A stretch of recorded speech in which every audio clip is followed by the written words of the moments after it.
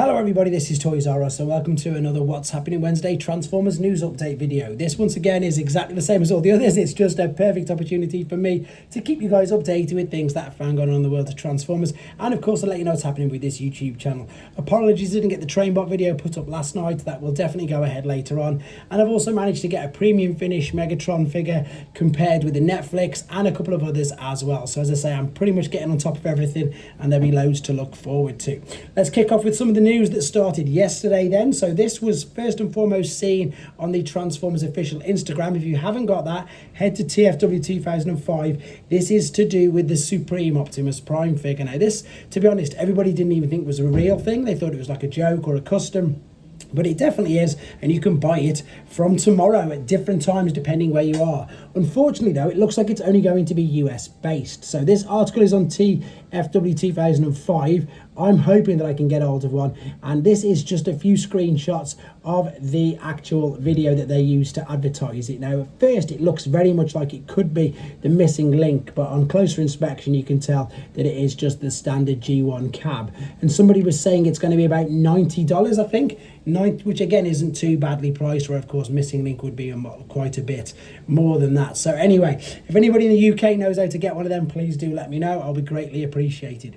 Right, but sticking with things in America, especially if you live anywhere near a Target, according to T-Formers, Target is reporting that you can get 30% off all Transformers. This is from the website, as I say, T-Formers. Target, as you can see here, are knocking 30% off all Transformers. There's a receipt from someone who's brought something, and there's exactly one of the signs from the store. So happy hunting with regards to that, guys. Okay, TF Toronto's got another confirmed voice guest. This is Neil Ross, the voice of all of these characters here. Another great coup for anybody who is going to attend that convention. Right, this is one of the statues that we've talked about, or I've shown you on here a few times. Now we know an exact price, and even though this is, let's be honest, completely out of the range for 99.99% of the population or people who collect Transformers, it's still, in my opinion, you can let me know if I'm wrong, a bit fun to have a look at it, and I suppose to appreciate how good it actually looks. Most people that don't like the movies aren't going to like it, but I'm still going to show you it here because it's amazing. This is the Prime 1 Studio Optimus Prime Weapon Depot statue. But again, considering it's a statue, it's got a few things that you can do with it. So, based on a brief scene from the 2011 film Dark of the Moon, this 1.6 meter tall polystone statue depicts Optimus Prime with the weapons depot area. So it's based on 3D data from previous works. The sculpt has been further refined to achieve greater detail and clarity. There's a huge write-up about it. There's a full video again which you can watch on Prime 1 Studios. It is, for your information, to be, if you want to Google it yourself, it's the Optimus Prime's weapon depot, and here's some of the stats. So again, consider it's a statue. You've got two swappable heads, a standard face and a battle mask, one Mega Striker, one pair of energy swords and a variant shield, two variant shields, display model, one heavy blaster cannon, light up features, heads, weapons, depot, heavy blaster cannon, and a power supply method. So as I say, there's loads of things that you can do with it. So I'm not going to say you're getting your money's worth, because you can see there it is, $20,000. There again are your crazy dimensions. I'm going to show you some pictures of it. Once again, these are screenshots from the actual, from T-Formers, but also from the actual video. It's just sensational. We've seen loads of these images before. It's probably the most detailed statue of Optimus Prime you're ever going to see. There's your dimensions. Look, 100, so that's over 1.5 meters width, well over 1.5 meters length, and just under 1.5 meters in the height. Insanity. But it does look good, and as I say, at least we now know the price, and at least we now know that we cannot all afford it. And it'll be interesting to see how many they actually sell. Right, moving on to some third-party stuff.